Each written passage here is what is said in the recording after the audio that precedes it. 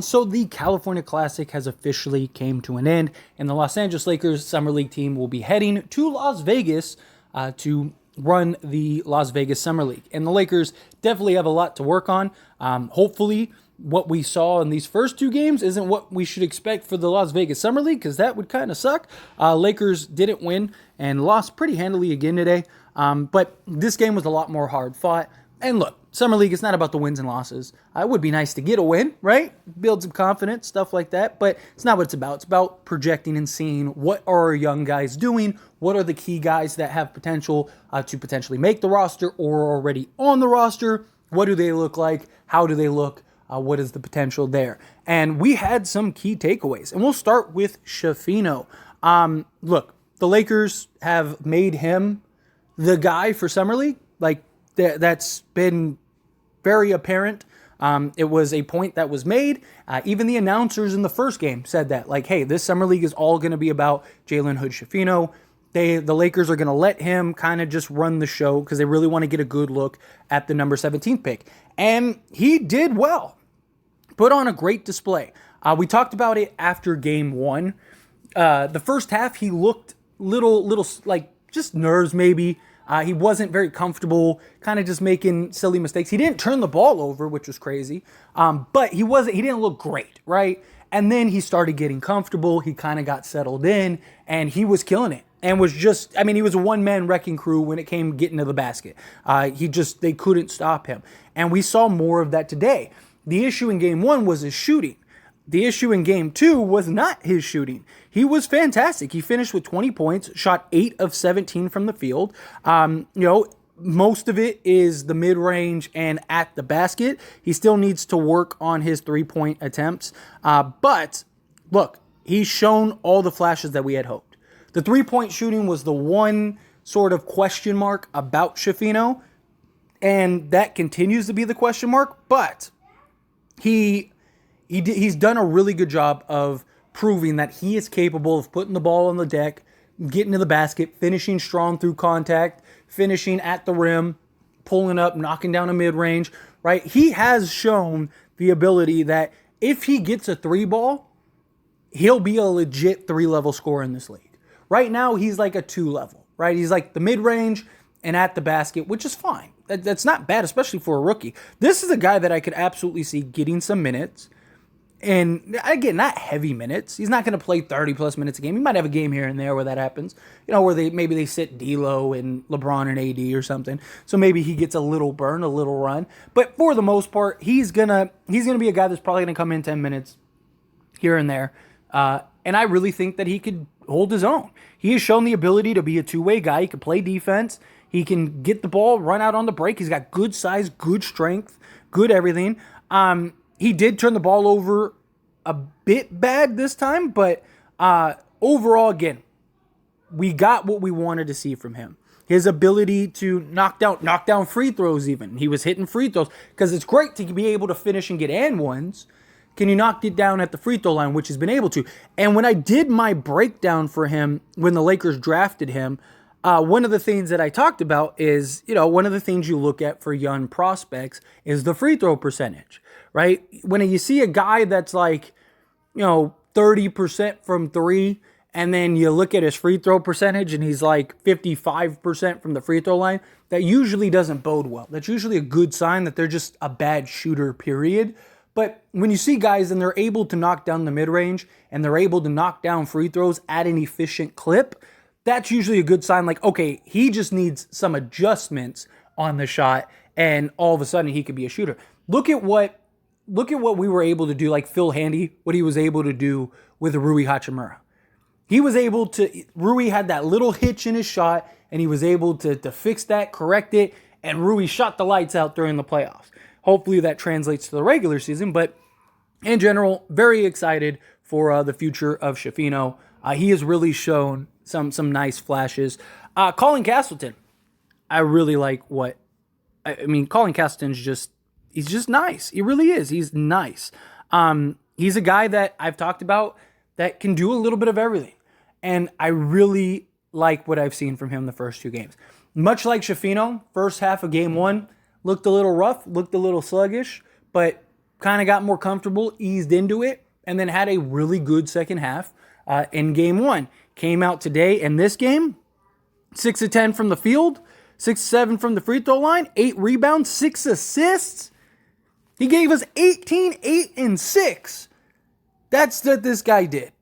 I mean, he's shown the ability to do everything. He's shown the ability to be able to run the floor. He's shown the ability to knock down the elbow, the mid-range. He definitely needs to work on his three-point shooting, but he can knock them down occasionally. He can block shots. He can handle the ball. He can get the ball off the rim, take it down. He's got good size at 6'11". He's like 240, something like that. Like, this is a guy that could be a legit center in the NBA. This is a guy that, no joke, his stat line tonight of 18, 8, and 6, I would not be shocked if one day that is his stat line regularly in the NBA. That's what he's known for. He's known for being a shot blocking big, which he had 4 blocks in this game. So, I mean, you start stacking up what this guy's been able to do and his ability to just defend at the rim, run, be a running big, be a big that can rebound and just do everything. I'm telling you, this guy has the potential to be such a well-rounded center in this league. Well-rounded. So, now, he's still raw. Like, you watch it, like, he's still very raw. There's still things that he needs to work on. He needs to bulk up a little bit, but that's all rookies when they come in. All rookies come in and they're, super skinny and kind of easily bullied at times. But he's not afraid of it. He's not afraid of the contact, doesn't shy away from the contact. He can finish up, go finish at the rim as an and one. I talked about it in game one. He had this like amazing sequence where I believe it was Schifino threw the ball up. Colin Castleton went up to go get it, but it was a bad pass. And the ball came down, hit the ground. There's 3 guys around him all trying to go for the ball. And he wasn't able to bend down and grab it, so he just kept the dribble alive. Like, he literally just dribbled it while 3 guys are trying to swipe at it, was able to keep the dribble alive, collect it, go up, take the contact, and finish for an and one. And he made the free throw. I was like, that's all I need to see. Sign him, get him done, let's go. He's our third set. Like, no, but in all seriousness, he's on a 2-way. Really like what I see from him. I really think that that he has this. I'm excited for him in the future with the Lakers. He really reminds me of like a Marc Gasol, right? I really could see him being that kind of guy. Give me like Marc Gasol level vibes. That's what I'm getting from him. And hopefully, if he can even become half of what Marc Gasol was in his prime. Give me Memphis Marc Gasol. Whew. Give me that grit and grind Grizzlies. Whew. Let's go. But next up, Max Christy. Again, he's too good for Summer League, which is what you want to see. He just continues to show his ability to knock down, to be a 3-and-D guy. His 3 ball was actually falling. He looked really good. He was 4 or 5 from 3 and has just shown the ability to be a 3-level scorer. He's shown the ability to knock down the 3 ball, knock down the mid-range, attack, finish at the rim, draw fouls, get contact, get to the rim. And you can clearly tell he's just kind of coasting. I mean, he shot, 55% in game 1? Shot 7 of 13 from the field again in game 2 and scored 25 points. He got 4 rebounds, 4 assists, 1 steal, and 1 block. Dude, the kid's just out here getting and doing whatever he wants. Like, literally. Like, this dude looks like an NBA player. He looks like an NBA player playing in the G League. And you're just like, yeah, all right. Like, he's just that much better. And look, he's not a focal point. He's not a guy that's like, shooting 25 shots a game. Again, he's getting a handful of shot attempts. And he's just kind of on the court just coasting. Because, again, he's a guy that's already on the roster.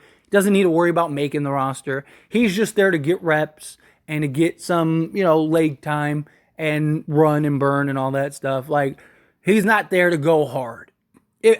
Max Christy, if you've watched these last 2 games, Max Christy looks like he could average 50 points in Summer League. For real. Like, I wouldn't doubt it at all. He literally just gets whatever he wants over bigger guys, smaller guys his size, guys stronger, guys. He's finishing over guys. I mean, he's making such tough shots too.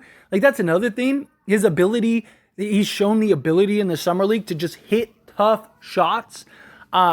which bodes well, right? Like, think of all the great scorers in NBA history. What are they all good at? Hitting very tough shots. And Max Christy has shown that ability. I'm not saying he's going to be a great scorer one day in the league, but it's a really good sign, right? If he can, hey, look, we don't need him to get 25 a game. Can he give us 10 a game consistently as a guy off the bench with his defense, with his legit 3-and-D?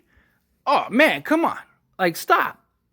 Right? Like, we could be looking at Austin Reeves 2.0, right? In year 2, coming up, stepping in, being big. I love it. I absolutely love it. The last person I want to talk about is Cole Swider. He continues to show that he can shoot the ball. He continues to show that, like, he's a great shooter. Absolutely incredible from long range. Like, this guy is an absolute bucket from distance. He scored 18 points in this game. And, look, he's really good at shooting the ball. But he continues to show that's all he really is. He's very one-dimensional. He is a guy that can go and have the potential to be, 4 of 7, 5 of 8 from 3. And when he's on, great. You can make him on the court, but outside of that, he doesn't really give you anything. He did have 7 rebounds this game, but that's not something that, like, he consistently does. The only thing that we have seen consistently from him is just shooting the 3 ball, right? Like, he's gonna be, if he ever ends up getting a chance, which I still don't think he's ready.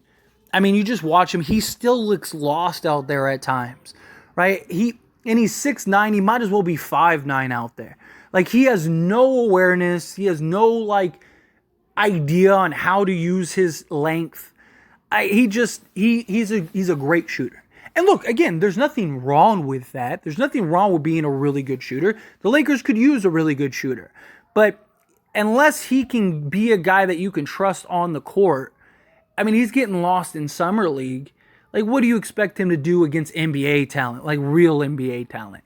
The guy is going to be unplayable. Right? Like, he's going to, if he's on the roster, he's going to be a specialist, right? Think of, like, Matt Ryan when he was on the Lakers during that brief stint and he hit that game-tying shot, right? That's Cole Swider. He's going to be a guy that, like, hey, we're down 10 with, like, 2 minutes left. Throw Swider in and see if maybe he can catch some heat and we can get back into the game. Or it's like, all right, we're down 2, down 3. We need to get our best shooters in. Throw in Cole Swider. There you go. Because he's not there. He just isn't. And the problem is he's not 20, right? So it's disappointing because I really like him, but he's not NBA ready. He's just not. Shooting wise, he absolutely is. I think he has potential to be elite shooting. And I guess some people might look at it as, well, like, what is Duncan Robinson? What is Malik Beasley? What is that? But they still, even though they look bad at times, like, especially on the defense end and stuff, there's a noticeable difference between them and Cole Swider, right? Like, they're not great defenders by any stretch of the imagination, but, like, they can do other things. They're not just empty vessels on the court, right? Like, Cole Swider is about as one-dimensional as it gets. Again, nothing wrong with that, but that just means he's very limited on what the Lakers could do if they were to bring him in. But really liked what I saw from the first 2 games, at least from the guys that matter are important. Still wish we still want to see Lewis a little more. He's had some moments, he's had some glimpses, but I hope during the Vegas he gets a little more showcase. Like, they are really putting emphasis on Schifino, and that's fine. But, like, come on, let's get the guys that are on the 2 ways. Let's get the guys that are on the roster, all of that. Let's get them some burn. Let's get them some run. But anyway, as always, this is a discussion, so I pass the question on you. Let me know your thoughts and opinions down in the comments below. What did you think of Summer League? Did you like it? Did you not? Are you excited for Vegas? Who were the big standouts for you? However you feel, whatever your thoughts are, I'd love to hear it. Let me know down in the comments below.